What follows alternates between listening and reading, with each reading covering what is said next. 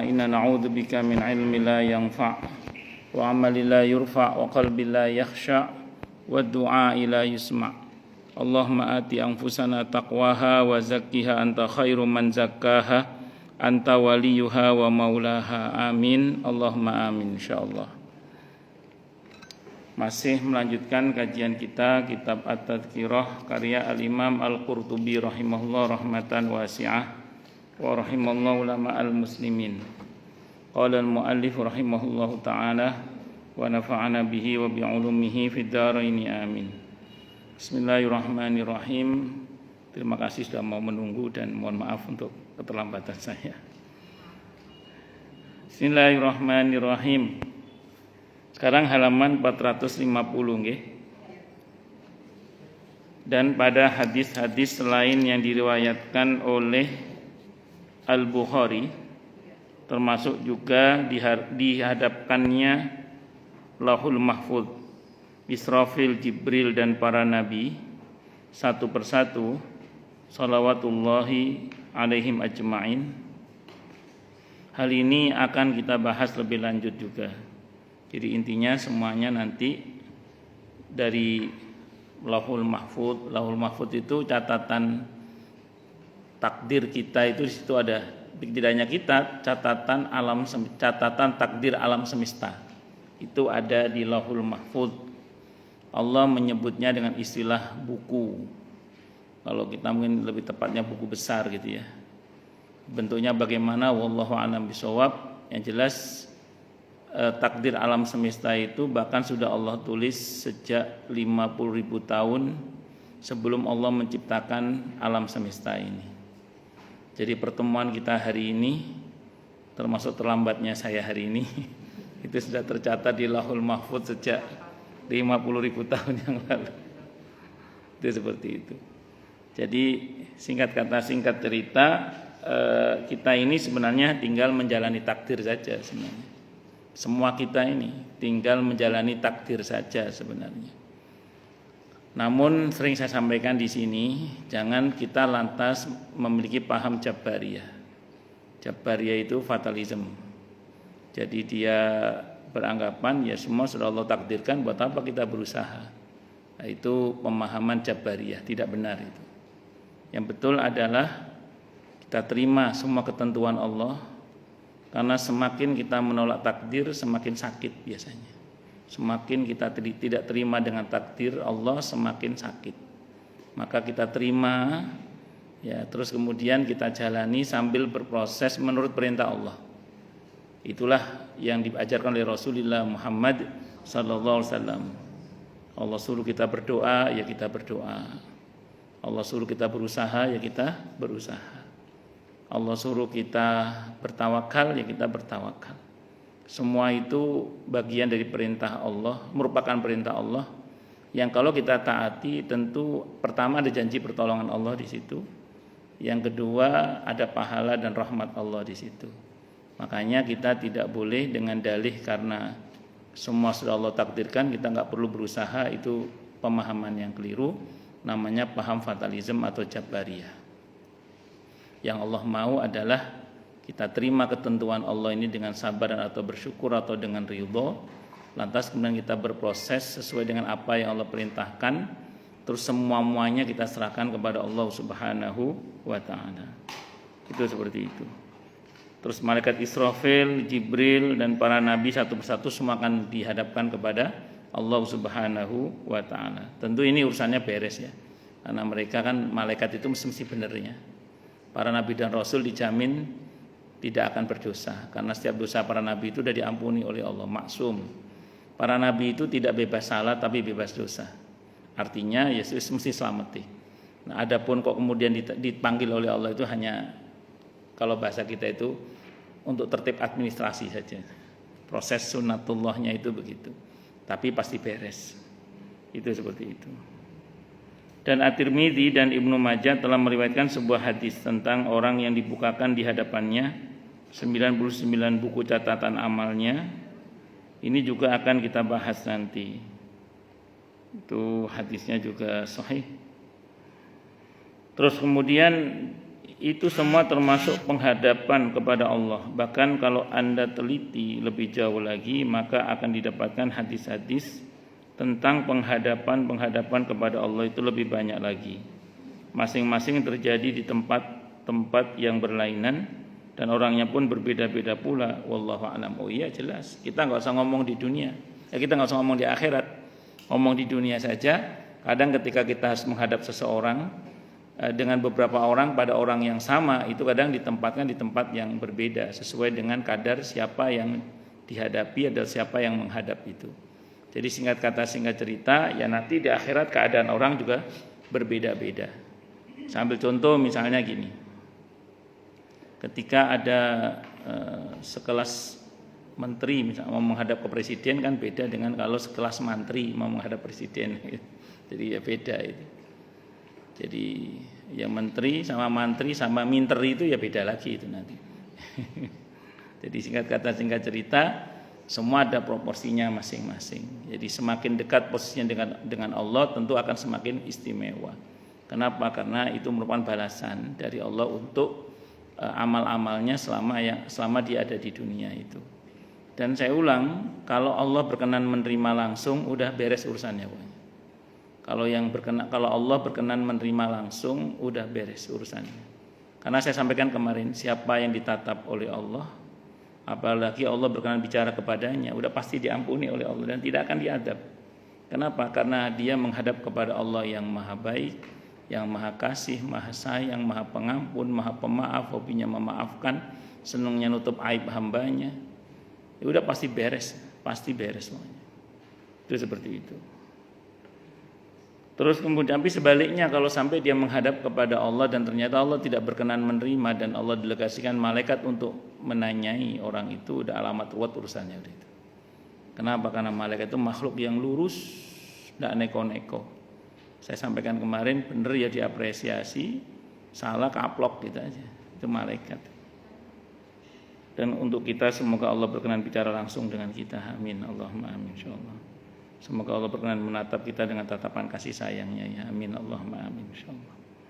Dan menurut sebuah kabar, ada beberapa orang menginginkan digiring langsung ke neraka tanpa diperlihatkan keburukan-keburukannya di hadapan Allah dan tanpa dipertontonkan kejahatan-kejahatannya di depan orang banyak. Jadi ada orang itu enggak tahan malu. Maka dia bilang, "Udah langsung masuk neraka aja lah, enggak usah diproses nanti malu enggak kuat dia." Karena kalau dijerentrehkan semua aibnya itu ya malu dia. Itu seperti itu. Makanya dia pengennya langsung masuk neraka aja kan. Nah, di antara doa para ulama itu adalah, ya Allah, tolong jangan permalukan hamba. Baik di dunia ini termasuk terutama di akhirat nanti, bukan karena hamba tapi karena Engkau. Jadi ya Allah, tolong jangan permalukan hamba baik di dunia ini terutama di akhirat nanti, bukan karena hamba tapi karena Engkau ya Allah. Itu di antara yang bermunajat begitu Ibnu Qayyim Al-Jauziyah rahimahullah. Kalau bahasa beliau itu, ya Allah jangan permalukan hamba di depan orang-orang yang kepada mereka hamba pernah mengajarkan ilmu agama ini, bukan karena hamba tapi karena Engkau ya Allah. Jadi bukan karena hamba tapi karena Engkau ya Allah. Ya, karena ulama itu enggak pernah menganggap dirinya penting, yang penting itu Allah. Jadi para ulama itu tidak pernah menganggap dirinya penting, yang penting itu siapa? Allah. Siapalah saya gitu. Makanya, tapi tetap namanya manusia kan punya harapan tuh, agar jangan dipermalukan baik di dunia ini terlebih di akhirat nanti. Bukan karena hamba ya Allah tapi karena Engkau ya Allah. Itu seperti itu. Kita mohon kepada Allah ya, semoga kita termasuk yang tidak dipermalukan oleh Allah di dunia ini terlebih di akhirat nanti, bukan karena kita tapi karena Allah. Amin. Allahumma amin insyaallah, mudah-mudahan. Saya katakan tentang tersingkapnya betis yang disebutkan dalam hadis tadi dan juga tentang rupa Allah Ta'ala akan lebih jelas dan gamblang keterangannya pada hadis riwayat Abi Hurairah radhiyallahu an. Dalam buku ini juga insyaallah Ta'ala nanti. Adapun pernyataan tentang betapa lamanya hari kiamat ini dan berdirinya seluruh makhluk di waktu itu, yang dikatakan berlangsung dalam suatu hari yang ukurannya 50.000 tahun. Jadi di akhirat itu ada masa di mana sehari itu sama dengan 50.000 tahun di dunia. Maka mungkin itu yang disebut dengan relativitas waktu ya, wallahu a'lam. Maka sebagai bandingan ada sebuah hadis lainnya yang diriwayatkan oleh Abu Sa'id Al-Khudri radhiyallahu an. Dia berkata Rasulullah Muhammad sallallahu alaihi wasallam bersabda dalam satu hari yang kadarnya 50.000 tahun.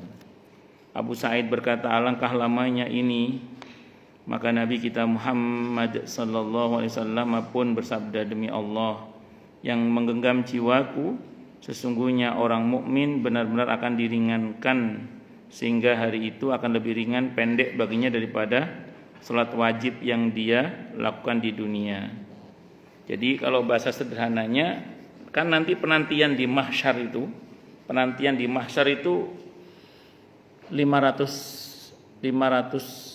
tahun. Penantian di mahsyar itu untuk dihisab itu 500 tahun.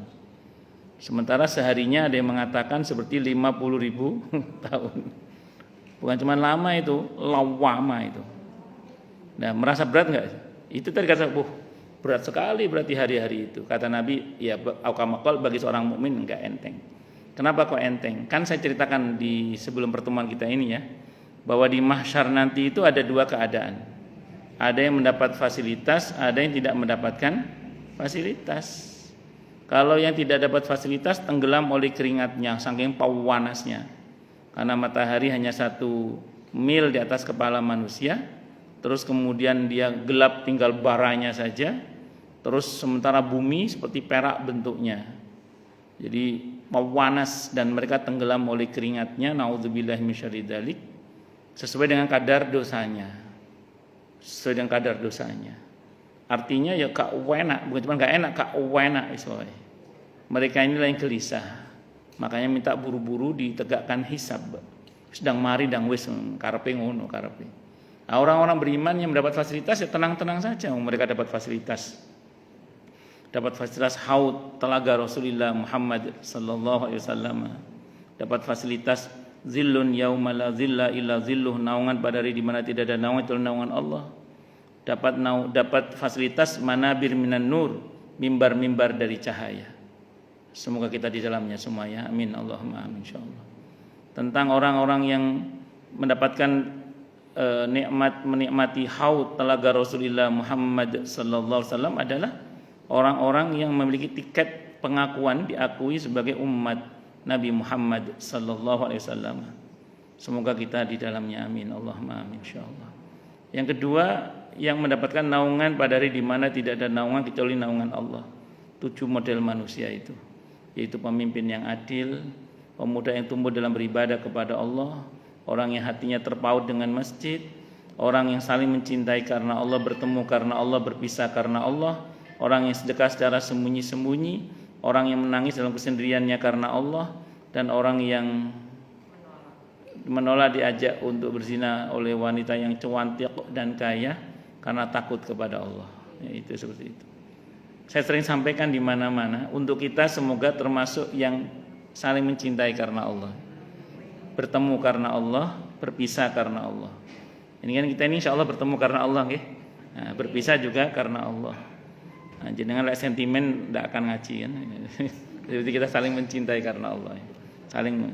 Saya tadi ngebut penuh kerinduan. Wah. Yang gombal-gombal dikit. Keluar harapan indah itu masih muwajjad tadi itu. Saya pikir jam segitu udah enggak macet, ternyata masih muwajjad pakai dal. Keluar harapan indahnya itu yang muwajjad pakai dal. Mau ngapunten. Aduh. Langsung kebayang wajahnya Bu Rahma aja. Ternyata beliau enggak telepon. Lanjut. Kemudian ada mimbar-mimbar dari cahaya yang itu diperuntukkan oleh Allah untuk orang-orang yang mencintai karena Allah, saling mencintai karena Allah, bertemu karena Allah, berpisah karena Allah. Itu mimbar-mimbar. Ya semoga kita di dalam semua itu. Amin Allahumma amin. Nah, orang yang dapat fasilitas ya tenang-tenang saja. Wong dapat fasilitas di ruang tunggu, ya di ruang tunggu yang penuh dengan fasilitas, ya tenang-tenang saja, nggak buru-buru. Nah, tapi yang tenggelam oleh keringatnya itu, mbok rasane gak karu-karuan. Nah, itulah mereka itu yang kemerungsung itu. Datang kepada Nabi Adam alaihissalam, mohon tolong ya Nabi Allah Adam, mohonkan kepada Allah agar hisab segera ditegakkan. Sampai akhirnya semua nabi tidak sanggup, terakhir Nabi Isa alaihissalam, dan yang sanggup dengan izin Allah adalah Nabi kita Muhammad sallallahu alaihi wasallam. Para ulama, di antara para ulama menjelaskan begini, kenapa kok Nabi kita Muhammad SAW satu-satunya Nabi yang dengan izin Allah mau dan mampu, saya ulang tentu dengan izin Allah, memohon syafaatul uzma kepada Allah. Penjelasannya pertama, semua Nabi punya hak satu doa yang pasti dikabulkan oleh Allah, dan seluruh Nabi sudah mengambil hak itu di dunia. Dan Nabi pernah bersabda, kecuali aku sengaja tidak ambil satu hakku itu untuk aku gunakan nanti di akhirat untuk umatku, kata beliau. Dan itu permohonan syafaat itu dengan izin Allah. Nah, terus kemudian yang kedua, kata para ulama lagi begini, dalam keyakinan Nabi Muhammad SAW itu Allah sewaktu di dunia dengan Allah yang sewaktu di mahsyar itu adalah Allah yang sama. Satu hal yang ibu patut pahami adalah bahwa Allah itu punya nama Al-Haqqu. Di antara nama Allah itu adalah Al-Haqqu. Al-Haq itu apa artinya? Zat yang maha benar yang tidak berubah. Itu tambahan, itu penjelasannya. Jadi Allah itu zat yang tidak pernah berubah. Dunia dan akhirat itu memang berbeda dan itu berubah. Tapi Allah tidak berubah. Artinya sebagaimana yang Nabi kenal Allah di dunia adalah Allah yang maha kasih, maha sayang, maha baik, maha pemaaf, hobinya memaafkan, maka yang di mahsyar itu Allah yang sama, gitu loh. Itu adalah Allah yang sama. Karena Allah yang sama, makanya beliau kemudian ya bersikap yang sama, sebagaimana ketika di dunia beliau begitu, ya ke Allah di akhirat pun beliau bersikap yang sama. Termasuk dengan izin Allah beliau diberi kemauan dan kemampuan untuk memohon kepada Allah syafaat itu dengan izin Allah Subhanahu wa taala. Maka satu hal yang penting kita paham bersama adalah yakinilah bahwa Allah itu zat yang tidak pernah berubah. Yang berubah itu kita.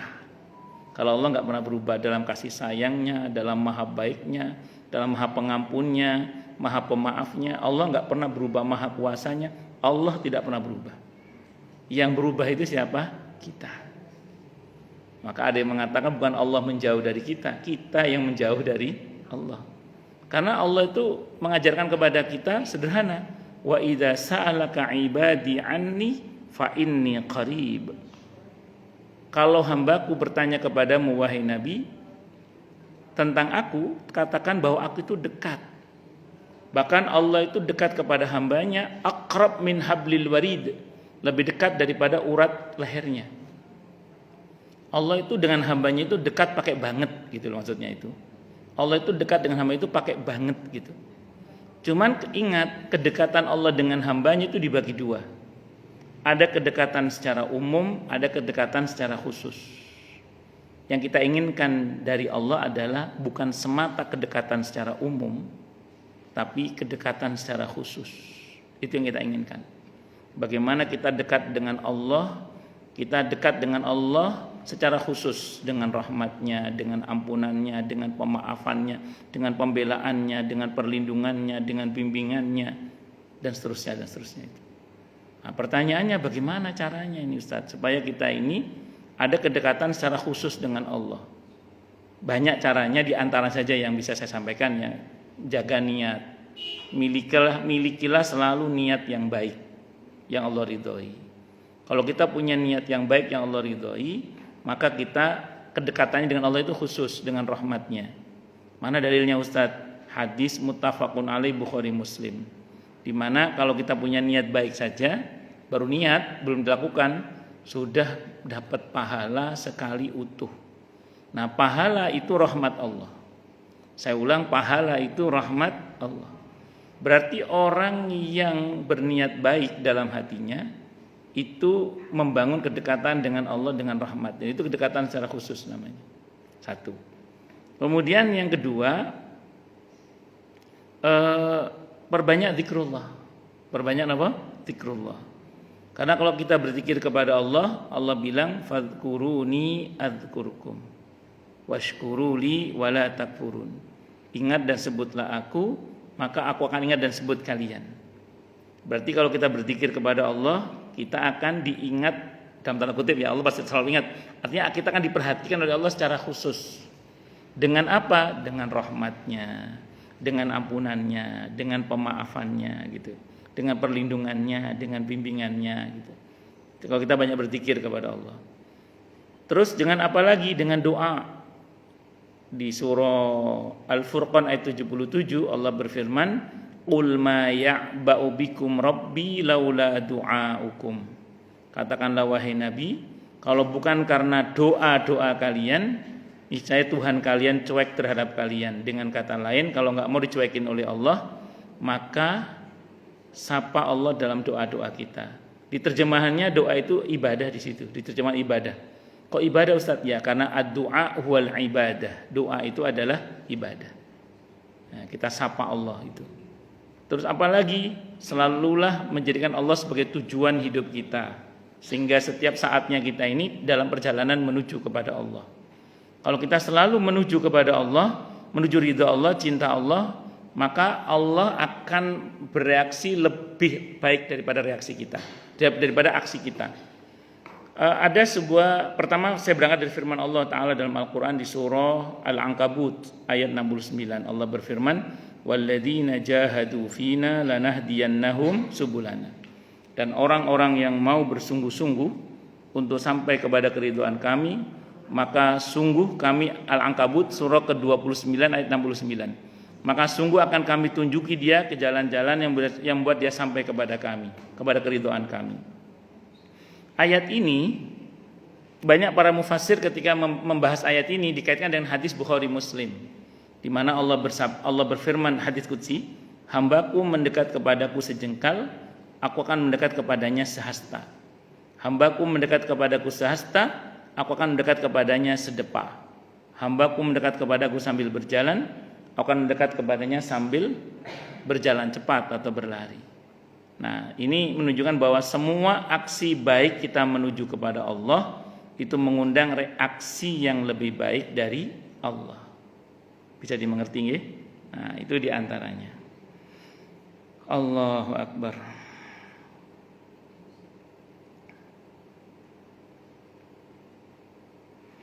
Abu Sa'id tadi ya sudah ya. Demikian disebutkan oleh Qasim ibn Asbagh.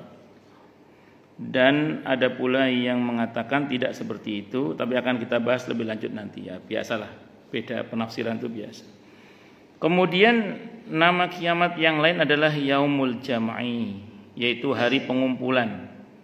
Arti yang sebenarnya dari kata al-jam'i adalah al-jam'u dalam bahasa Arab, mengumpulkan yang satu kepada yang lain supaya genap, atau memadukan sesuatu kepada pasangannya supaya berpasangan. Allah Ta'ala berfirman di surah At-Taghabun ayat 9 yang artinya, ingatlah hari di waktu itu Allah mengumpulkan kamu pada hari pengumpulan untuk dihisab. Dan firman-Nya sesungguhnya dia, yang artinya dan sesungguhnya dia akan mengumpulkan kamu di hari kiamat yang tidak ada keraguan tentang terjadinya. Artinya kiamat itu pasti.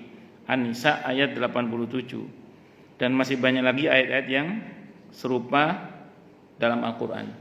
Kita ini di dalam Islam diajarkan untuk berkumpul dalam beberapa momen, dan itu syariat, diatur dalam syariat.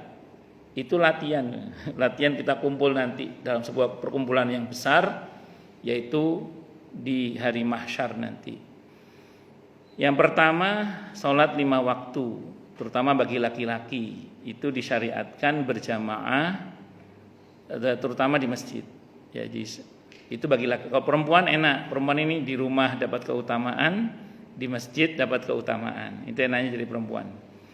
Terus kemudian yang kedua, hari Jumat.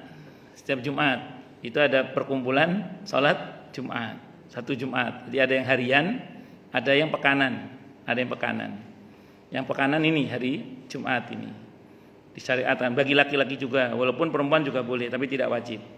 Perempuan tidak wajib mendatangi sholat Jumat, tapi boleh sholat Jumat boleh, tapi tidak diwajibkan mendatangi sholat Jumat. Dan kalau ibu-ibu melaksanakan sholat Jumat, ibu tidak wajib mengulang sholat zuhur, tidak wajib. Karena status sholat Jumat itu fardu. Nah, jadi ada di TV itu Ustazah titik-titik, saya nggak sebut namanya, itu bilang kalau perempuan sholat Jumat wajib mengulang sholat zuhur. Karena dianggap bagi perempuan sholat Jumat itu sunnah. Enggak, sholat Jumat itu wajib. Cuman ibu-ibu tidak wajib mendatanginya. Kalau ibu-ibu tidak mendatanginya, berarti ibu sholat di rumah, zuhur di rumah. Kalau ibu sholat Jumat, milih sholat misalnya lagi ngikut suami tugas ke daerah mana, di daerah Padang itu banyak masjid yang perempuannya sholat Jumat, atau di kampung saya di Jawa Timur itu juga ada beberapa masjid yang menyediakan untuk perempuan sholat Jumat. Ya tidak apa-apa, dan sah sholat Jumatnya, dan itu sholat wajib, bukan sholat sunnah itu. Dan jenengan sudah cukup, tidak wajib mengulang sholat zuhur itu, dan itu diperkenankan. Itu Jumatan. Terus kalau bulanan apa tuh ya bulanan? Saya belum tahu bulanan. Saya tahu yang berikutnya tahunan yang saya tahu, Arafah. Kalau bulanan saya kurang tahu. Kalau bulanan arisan kali ya. Saya nggak tahu. Saya belum tahu kalau yang bulanan. Kalau yang tahunan Arafah itu. Arafah itu. Dan itu masuk dalam syariat. Yaitu seolah-olah kita ini dilatih untuk apa? Menghadiri perkumpulan besar nanti, yaitu di padang mahsyar, di mana seluruh makhluk dihimpun oleh Allah, jinnya, manusianya, malaikatnya, binatangnya.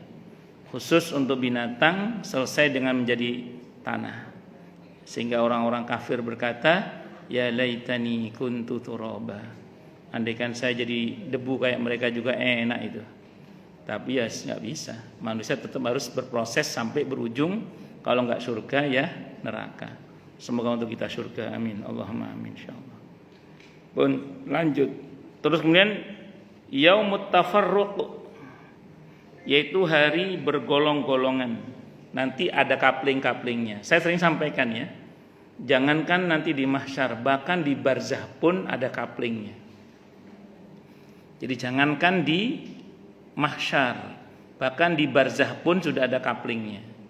Saya pernah sampaikan sini hadisnya riwayat Ibnu Mubarak, hadisnya Hasan, ada yang mengatakan sahih, riwayat dalam kitab Az-Zuhd Ibnu Mubarak dikatakan bahwa ketika ada seseorang yang meninggal dunia dan sampai di barzahnya dan dia termasuk orang yang dirahmati oleh Allah, maka keluarganya pada kumpul. Keluarganya pada kumpul semua. Yang sudah meninggal itu ada kumpul menyambut si fulan yang baru datang ini. Ada sebagian keluarganya udah nggak sabar pengen nanya gitu. Terus kata yang lain, tunggu sebentar, jangan tanya dulu, dia baru datang dari perjalanan yang cukup melelahkan. Biarkan dia istirahat, kata saudara yang lain. Begitu dirasa cukup istirahatnya, baru mereka berkerumun pada saling bertanya. Bagaimana kabarnya si fulan, bagaimana kabar si fulana, apakah dia sudah menikah, terus gitu. Itu dalam hadisnya itu. Nah, singkat kata singkat cerita, ya jadi kalau ada yang meninggal nanya, apakah anakku sudah menikah atau belum, itu di antara pertanyaan ahli kubur itu. Ada hadisnya sahih atau hasan hadisnya itu. Oh, ya, tapi jangan terus maksa anak kita segera menikah juga, jangan. Kenapa? Segera menikah itu barokah, tergesa-gesa menikah bisa celaka. Ya, terus singkat kata singkat cerita, akhirnya yang meninggal tuh nanya, loh, si fulan kok belum kelihatan di sini? Padahal dia meninggal sebelum saya, kata yang meninggal itu gitu. Kata yang lain, enggak, kita enggak ngelihat dia. Ada yang satu nyeletuk, saya ngelihat kemarin dia menuju ke Ummuhu Hawiyah. Dia menuju ke kapling neraka. Bahkan satu keluarga sekalipun, kalau yang satu diadab, yang satu dirahmati, tidak ketemu nanti itu. Tidak ketemu. Nah, jadi di barzah itu sudah ada kaplingnya itu. Allahu Akbar. Apalagi nanti di akhirat. Makanya dikatakan di surah Az-Zumar itu kan, wasiqal ladzina taqaw rabbahum ilal jannati zumara. Wasiqal ladzina kafaru ila jahannama zumara. Dan digiring ke surga orang-orang yang bertakwa pada Tuhan mereka itu dengan rombongan-rombongannya. Dan digiring masuk ke neraka orang-orang yang kafir itu orang yang ingkar kepada Tuhannya itu dengan rombongan-rombongannya. Jadi semua ada rombongan-rombongannya. Semoga kita satu rombongan dengan Rasulullah Muhammad sallallahu alaihi wasallam. Amin Allahumma amin insyaallah. Allah Ta'ala berfirman di surah Ar-Rum ayat 14 sampai 16 yang artinya, dan pada hari terjadinya kiamat, di hari itu mereka manusia bergolongan-golongan. Adapun orang-orang yang beriman dan mengerjakan amal soleh, maka mereka di dalam taman surga bergembira. Adapun orang yang kafir dan mendustakan ayat-ayat kami, yaitu Al-Quran, serta tidak mempercayai akan menemui akhirat, maka mereka tetap berada di dalam siksa neraka. Na'udzubillahi min syarri dzalik. Bahkan dalam satu riwayat disebutkan nanti di akhirat itu ada panji-panji gitu, ada panji-panji. Jadi ada panji-panji besar, ada panji besarnya iblis, ada panji besarnya Rasulullah Muhammad sallallahu alaihi wasallam. Kita berada di panji mana nanti disesuaikan dengan kehidupan kita di dunia. Semoga kita di bawah panji besar Rasulullah Muhammad sallallahu alaihi wasallam. Amin Allahumma amin insyaallah. Dan inilah kiranya kenapa saya sering mengulang-ulang doa kalau kita ngaji begini, ya begitulah dulu para sahabat Nabi. Para sahabat Nabi itu kalau baca hadis atau baca ayat tentang rahmat, kita berharap pada Allah rahmat itu. Kalau sedang membaca tentang adab, berlindung kepada Allah dari adab itu. Kita begitu interaksinya, gitu. Jangan seperti yang saya bilang sebelum-sebelumnya, kalau pas bicara tentang rahmat, bukannya berharap, berkeeran. Saya masuk ini. Saya masuk ini. Begitu masalah adab, ingat temannya langsung. Oh itu dia masuk, itu dia masuk. Itu jangan begitu. Wah, ini makanya saya sering setiap kali kita ngomong soal orang-orang yang dirahmati, kita berharap kepada Allah kita masuk di dalamnya. Amin insyaallah. Begitu bicara adab, kita berlindung kepada Allah dari adab itu. Jadi jangan tadi? Begitu ngomong soal rahmat, kegeeran, dalam hati ngomong, saya masuk ini, masuk. Begitu ngomong adab, ingat temennya, itu ada begitu itu. Di sini nggak ada tempat lain begitu itu. Dan ada kan yang ada yang punya mental begitu itu ada gitu, maksud saya gitu. Jadi yang begitu ngomong ayat tentang rahmat itu GR aja dia GR, saya masuk ini gitu. Bukannya berharap malah sibuk GR gitu, ujub namanya itu. Sementara dulu para sahabat Nabi nggak begitu. Para sahabat Nabi radhiyallahu anhum itu kalau bicara ayat-ayat rahmat itu berharap sama Allah, ya Allah semoga saya termasuk di dalamnya gitu. Nah begitu ngomong adab, ingat temannya, itu masuk itu dia. Ingat temannya. Padahal harusnya kita berlindung kepada Allah dari adab itu gitu. Allahu Akbar. Dan inilah kiranya yang dimaksud oleh firman Allah Ta'ala yang artinya di surah Asy-Syura ayat 7, segolongan masuk surga dan segolongan masuk neraka. Semoga kita termasuk yang min ashabil jannah. Amin. Allahumma amin insyaallah, mudah-mudahan. Allahu Akbar. Kemudian yaumus sad'i, yaitu hari terpisah-pisah atau sama artinya dengan di atas. Allah Ta'ala berfirman pada hari itu, ya di surah Ar-Rum ayat 43, pada hari itu mereka terpisah-pisah. Saya kira sama penjelasannya ya, karena kata Imam Al-Qurtubi sama berarti. Kemudian yaumus sadri, yaitu hari keluar dari kubur, yaitu atau sama artinya dengan as-sad'i dan at-tafarruq. Firman Allah Ta'ala di surah Az-Zalzalah, yauma idzi yasdurun nasu ashtatan liyuraw a'malahum. Pada hari itu manusia keluar dari kuburnya dalam keadaan yang ashtata, bermacam-macam. Itu kurang tepat terjemahan bermacam-macam itu, karena ashtata itu bentuk jamak dari kata syatta. Syatta itu kata tunggalnya artinya macam-macam. Jadi syatta kata tunggalnya saja itu artinya bermacam-macam. Ini Allah pakai jamak ashtata. Kira-kira terjemahannya pas apa coba? Macam itu. Kalau orang Jawa itu. Kalau orang Sunda gimana teh? Orang Sunda teh. Ya kalau orang Jawa tinggal menambah u aja. Macam. Liyurau a'malahum, agar diperlihatkan kepada mereka akibat dari perbuatan mereka. Jadi nanti bentuk fisik kita saat dikeluarkan dari kubur itu dibentuk berdasar informasi amal. Apakah kita bercahaya atau lecek, kumel, tertunduk, malu, cacat, naudzubillah min syarri tadi. Semoga untuk kita sempurna bercahaya. Amin. Allahumma amin insyaallah, mudah-mudahan. Aduh Ustadz, kan kita pasti ada kurang-kurangnya. Ya, mana ada orang yang sempurna? Setiap orang pasti ada kurang-kurangnya. Yang terpenting adalah bagaimana kita ini nantinya disempurnakan oleh Allah dengan taubat kita, dengan istighfar kita, dengan amal-amalan sunnah kita. Termasuk di dalam sholat itu, kalau Anda bermadzhab Syafi'i saat iftirash itu ada doa wajburni. Wajburni itu apa artinya? Ya Allah, tutupilah kekurangan-kekuranganku. Wajburni itu. Kalau Anda bermadzhab Syafi'i kan doanya itu Rabbighfirli warhamni wajburni warfa'ni warzuqni wahdini wa'afini wa'fu anni. Itu. Tidak usah khawatir. Itu dalam madzhab Syafi'i ada dalilnya, kan ada sempat viral seorang ustadz mengatakan tidak ditemukan riwayat yang mengatakan wa'afini wa'fu anni. Kurang banyak baca hadisnya. Bukan tidak ada, dia kurang banyak baca hadisnya itu. Saya sempat posting di Facebook saya hadisnya, riwayatnya itu. Bahwa ada wa'afini wa'fu anni, itu ada riwayatnya. Itu seperti itu. Dan itu bagi yang bermadzhab Syafi'i biasanya baca itu biasanya. Oh, lanjut. Terus yaumul ba'tsarah wallahu a'lam bishawab. Saya khawatir banyak bapak-bapak datang Jumatan. Silakan yang mau tanya dulu aja deh, tanya. Takutnya pertanyaan ibu banyak gitu maksud saya. Silakan yang mau tanya, protes, marah boleh silakan. Monggo silakan. Jadi itu adalah yaumul ba'tsarah ya. Yaumul ba'tsarah. Monggo silakan yang mau tanya. Monggo Bu, monggo. Nggih. Nggih, monggo.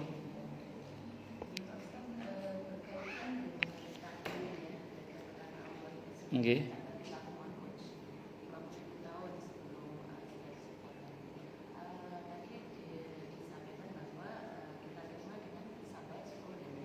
Nggih. Bagus. Bagus.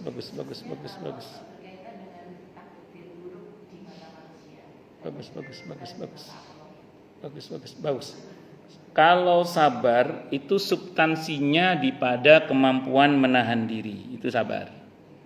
Kalau ridho itu makna dasarnya apa sih? Bukan rela,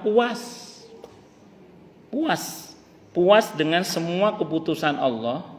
Kalau bahasanya Rumi rahimahullah, beliau mengatakan begini, aku mencintai masalahku karena aku tahu masalahku datang dari yang mencintaiku.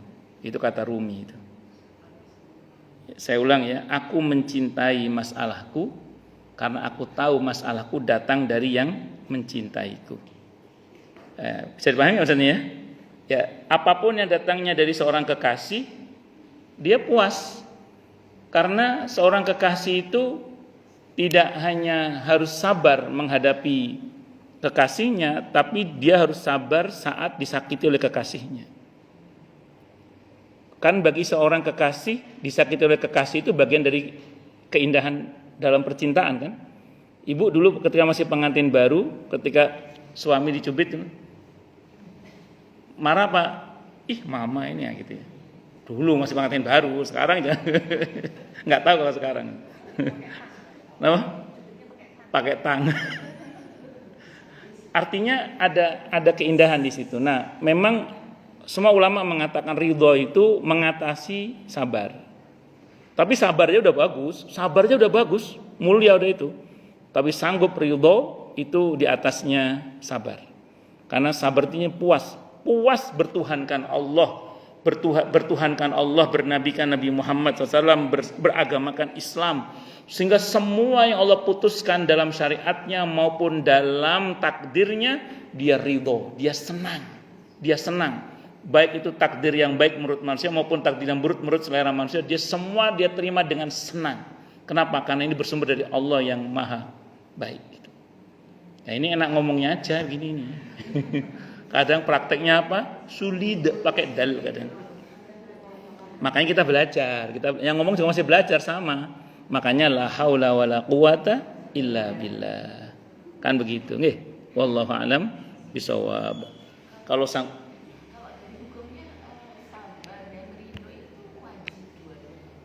prinsipnya diperintah semua. Cuman kan kayak jenjang gitu loh. Kan prinsip dalam Islam itu kalau kita ngomong perintah kan la yukallifullahu nafsan illa wus'aha. Ini contoh. Suatu saat saya ngisi kajian di Jakarta Selatan.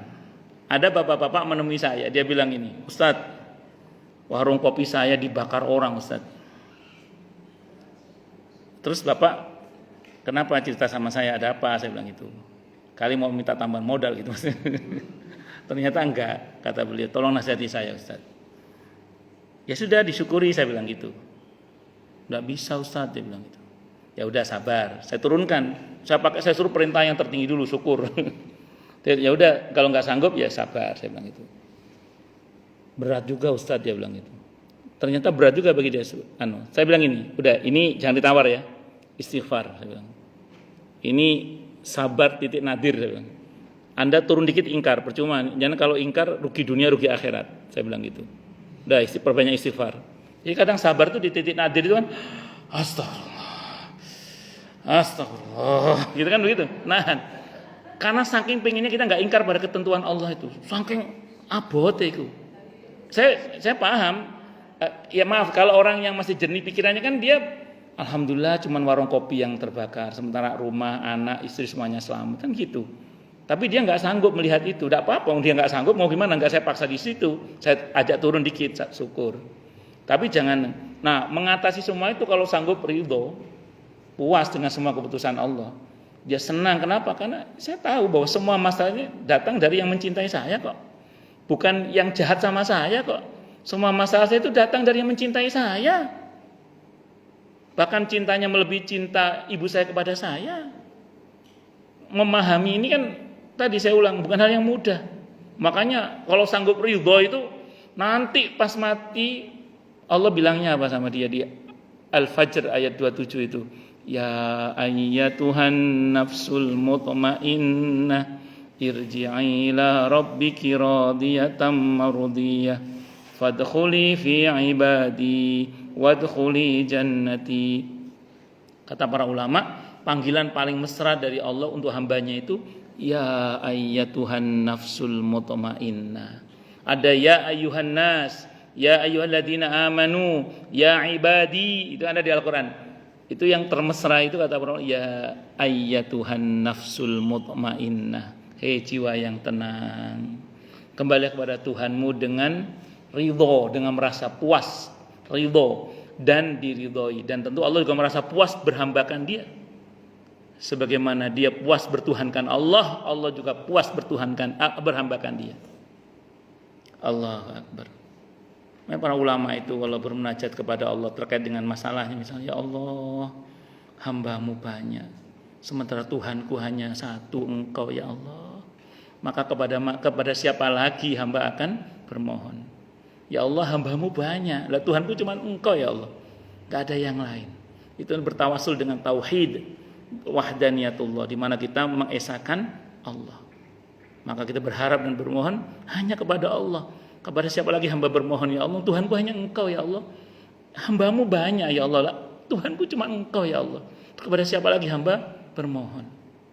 Nah, disitulah kita berlatih untuk menanamkan ridho itu. Dan sejatinya ridho itu hadiah dari Allah sebenarnya. Tapi kita belajar, berproses, molak-malik pikiran, molak-malik hati, mohon sama Allah terus bimbingan agar kita ini diberi kemauan dan kemampuan oleh Allah untuk menjadi pribadi-pribadi yang selalu ridho dengan segala keputusan Allah, baik hukumnya maupun takdirnya. Semoga nggih, amin insyaallah. Ngoten nggih Bu nggih. Nah, ini kan enak ngomongnya saja nggih. Kadang prakteknya napa? Nggih, monggo Bu Alfi nggih. Nggih, siapa dulu? Bu Alfi apa Bu Linda dulu? Oh, nyambung. Ikhlas itu dari kata akhlaso yukhlisu, ikhlasun artinya memurnikan. Jadi seringkali orang itu dalam penggunaannya salah kaprah. Untuk mengatakan sudah saya relakan, itu seringkali orang mengatakan sudah saya ikhlaskan. Padahal ikhlas itu kalau secara bahasa Arab artinya memurnikan, artinya memurnikan niat untuk berbuat semata-mata hanya karena Allah. Itu namanya ikhlas. Sementara kalau merelakan itu lebih tepat adalah ridho sebenarnya. dah saya ridho dengan semua ini ya Allah. Saya ridho raditu billahi robba wa bil islami dina wa bi Muhammadin nabiyya wa bil Qur'ani imama misalnya. Itu kita ridho dengan semua itu. Nah, kita puas dengan semua itu. Saya kira ngoten. Monggo Bu Alfi. Bu Alfi Bu Alfi punya Bu. Bu Alfi nggih. Oke. Waalaikumsalam warahmatullahi wabarakatuh. Nggih. Nggih Bu, nggih.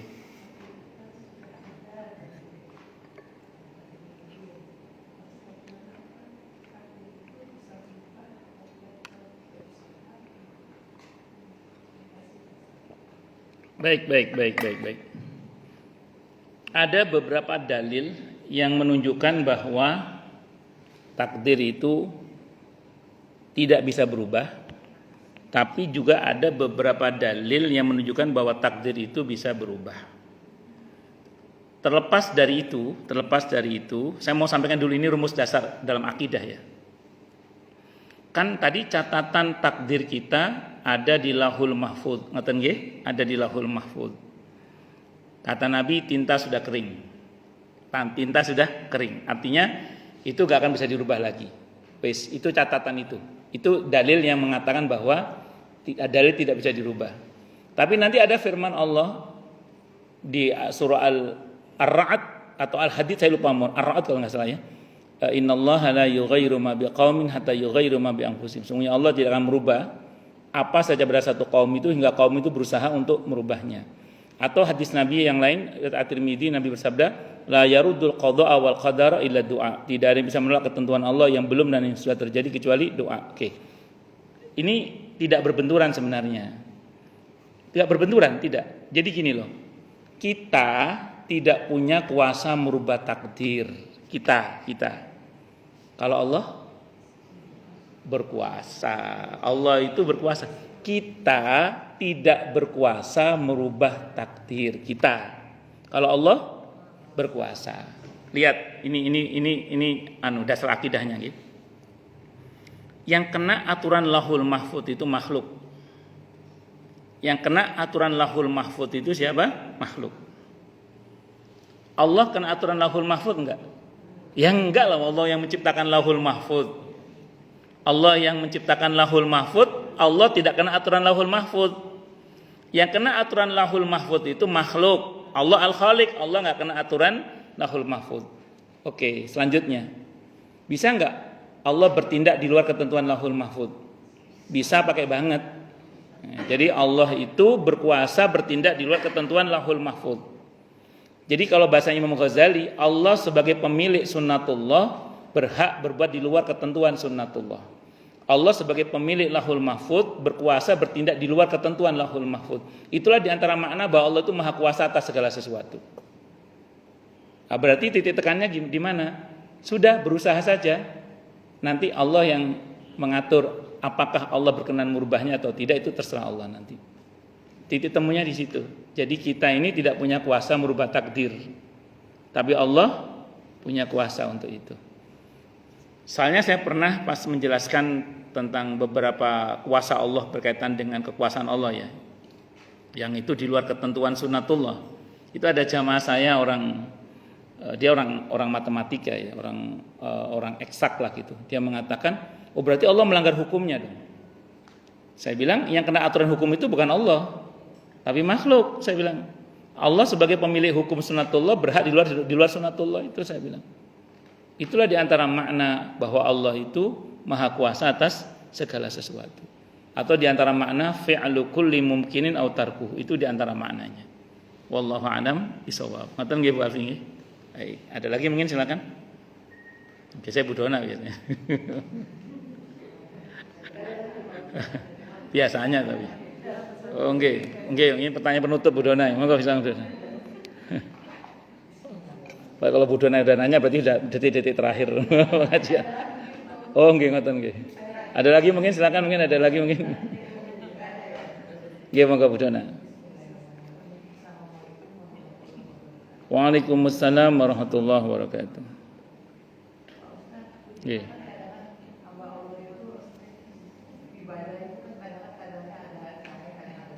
Nggih. Bagus, bagus, bagus.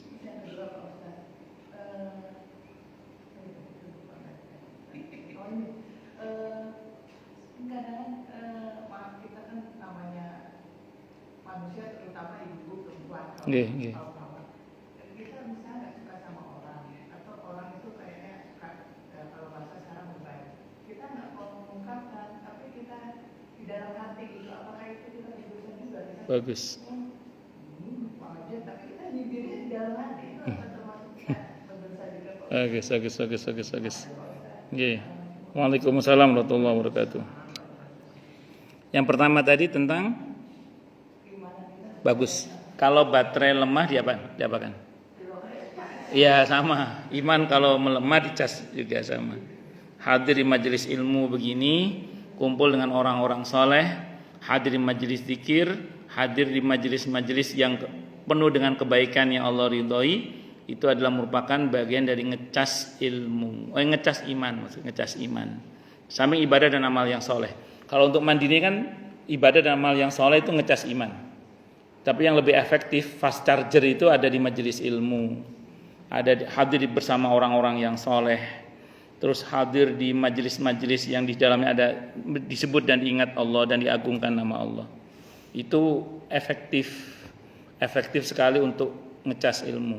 Seorang sahabat ngecas iman, mohon maaf. Ada seorang sahabat dia berkata sama Nabi begini, aukamakal, ya Rasulullah, saya hadir di majelis Anda, terasa iman ini begitu kuatnya, begitu antengnya lah, begitu kuatnya iman itu. Tapi begitu saya pulang ke keluarga saya, maka semua itu seperti melemah kemudian. Bagaimana ya Rasulullah? Kata Nabi begini, kalau kamu sanggup menjaga imanmu saat jauh dariku seperti saat engkau dekat denganku, maka engkau akan dijabat oleh malaikat. Tanganmu akan dijabat oleh malaikat. Maka menjaga keistiqomahan itu ya harus rajin-rajin ngecas hati. Dengan apa? Kalau mandiri zikir, baca Quran, sholawat, istighfar, sholat sunnah, sampai sholat fardu ya, yang utama. Itu ngecas iman itu, ngecas iman. Nah, termasuk hadir di majelis-majelis ilmu seperti ini. Ini juga merupakan bagian dari ngecas iman. Jadi iman itu seperti baterai itu Bu, naik turun.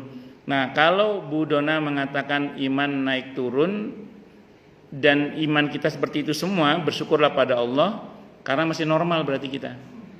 Ya, kalau iman kita naik turun itu normal, alhamdulillah bersyukurlah pada Allah. Yang bahaya kalau imannya keluar masuk, nah, itu bahaya itu. Ya itu bahaya itu. Kalau sampai imannya keluar masuk, kalau imannya keluar masuk itu bahaya. Bahayanya di mana? Takutnya pas keluar mati. Iya, pas imannya keluar mati. Naudzubillah min syarri dzalik. Makanya dalam Islam itu Bu Dona ada penjelasan tentang futur. Futur itu muwales. Kata Nabi, kalau malesnya masih jatuh pada sunnah masih selamat dia. Tapi kalau malesnya itu jatuh kepada maksiat atau di luar sunnah maka dia celaka. Maka selagi kita masih mau sholat, walaupun ada yang hilang dari misalnya qobliyah ba'diyahnya misalnya, kita masih mau baca Al-Quran walaupun mungkin tidak sebanyak kalau biasanya, kalau kita masih istiqomah aja dalam kebaikan itu masih selamat itu. Sehingga mungkin saya mungkin pernah cerita di sini ya, ada yang nanya ke saya. Saat itu ada yang nanya ke saya, dia nanya gini, Ustadz kalau malas sholat malam Ustadz ngapain? Saya jawab gini, insya Allah saya tetap sholat malam sambil malas, saya bilang gitu. Ustadz kalau lagi malas baca Al-Quran Ustadz ngapain? Saya jawab, insya Allah saya tetap baca Al-Quran sambil malas, saya bilang gitu. Nanti saya terangkan. Kalau Ustadz sedang malas belajar ngapain? Insya Allah ya saya tetap belajar sambil malas, saya bilang gitu. Maksud saya gini, ini kita semua belajar ya. Saya berusaha untuk tetap jangan absen sholat malam walaupun tidak wajib hukumnya ya. Saya tidak boleh absen sholat malam walaupun mungkin hanya witir 1 misalnya. Misalnya. Terus usahakan jangan sampai tidak baca Al-Quran walaupun yang kita baca hanya surah-surah yang kita hafal. Aduh lagi malas buka mushaf nih, udah baca Al-Ikhlas saja berkali-kali. Soalnya Al-Muluk nggak hafal misalnya gitu. misalnya. Ya, yang penting ada Al-Quran yang kita baca gitu tiap hari itu. Setiap hari itu ada Al-Quran yang kita baca gitu. walaupun tanpa mushaf yang kita hafal ya, kan namanya manusia kan. Mungkin ya, terus ada masa di mana kadang maaf ya tadi kita lagi malas belajar, tapi kita tetap berusaha tetap belajar.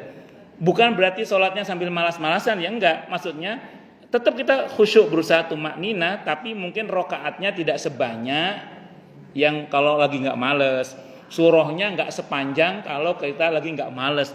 Jangan dipahami terus kemudian baca Qur'annya pating ceretot, bukan, tetap tajwidnya dijaga. Cuman enggak sebanyak kalau lagi enggak malas. Ibu-ibu dari wajah kan ketahuan kalau semangat kan 3 juz kan, juz jambu, juz apuket, juz apa. Iya.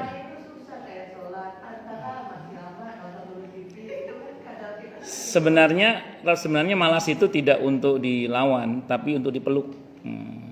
Kalau ibu malas, udah males ya, jangan lama-lama ya, dipeluk gitu. Ayo kita sholat yuk, males yuk gitu. Jadi kita nanti sholat walaupun sambil malas, tapi bukan berarti sambil malas itu tidak tumakninah ya, tetap tumakninah. Mungkin namanya orang intensitas surahnya ya tipe kul itulah, misalnya gitu. Bahkan mungkin mohon maaf, oke, kadang sesekali absen misalnya qobliyah ba'diyah, bukan berniat meremehkan, tapi lebih kepada yang penting pokoknya dulu kita jalan, jangan sampai lepas itu pokoknya itu misalnya. Namanya orang kan, namanya manusia ya, namanya. Iya. Tapi kalau sudah futur nggak sholat itu bukan naik turun, khawatirnya lepas itu imannya. Pernah ada jamaah saya datang ke saya, dia Ustadz suami saya futur katanya, nggak sholat sudah beberapa bulan. Itu bukan futur itu, maksiat sudah nggak bener itu. Nggak sholat itu udah bukan futur lagi, nggak sholat. Nggak sholat 5 waktu itu loh, bukan futur lagi nggak sholat 5 waktu. Itu udah durhaka kepada Allah. Futur itu masih sholat, muwal itu masih sholat.